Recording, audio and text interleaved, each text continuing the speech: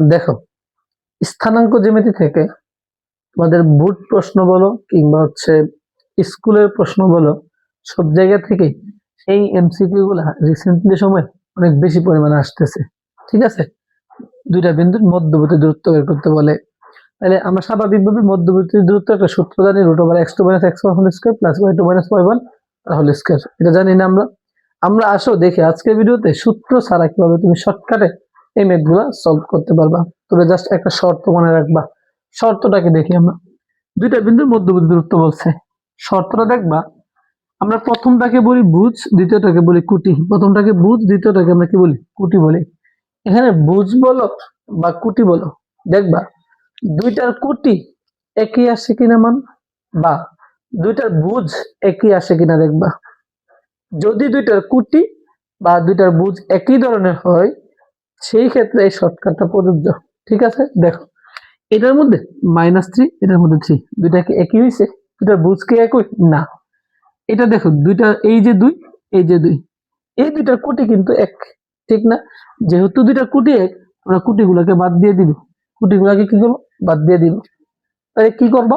আসো, দূরত্ব এস দ্বারা যদি প্রকাশ করি আমরা, শর্তটা হচ্ছে, শর্টকাটটা হচ্ছে এটা থেকে এটা বিয়োগ করে দিবা, এটা থেকে এটা বিয়োগ করে দিবা, -3 -3।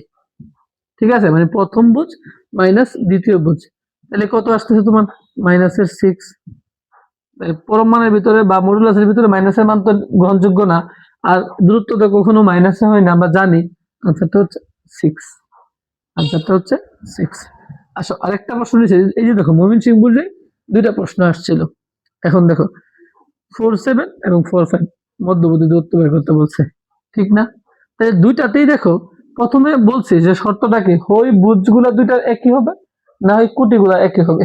তাহলে দেখো এখানে 4, এখানে 4, তাহলে দুইটার ভুজ যেহেতু একই হয়ে গেছে, দুইটাকে বাদ দিয়ে দাও। বাদ দিলাম। শর্টকাটটা কি হবে? 7 - 5।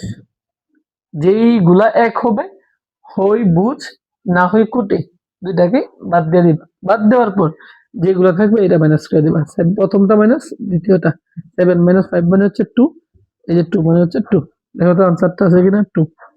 ঠিক আছে, আশা করি এই টাইপের মধ্যবর্তী দূরত্ব বের করতে পারবা। শর্তটা কি, হয় ভুজ দুইটা এক হবে, না হয় কুটি দুইটা এক হবে। যদি ভুজ দুইটা এক হয়, ভুজ দুইটাকে বাদ দিবা। যদি কুটি দুইটা এক হয়, কুটি দুইটাকে বাদ দিবা। দেওয়ার পর যেটা থাকবে প্রথমটা থেকে দ্বিতীয়টা মাইনাস করে দিবা। ঠিক আছে।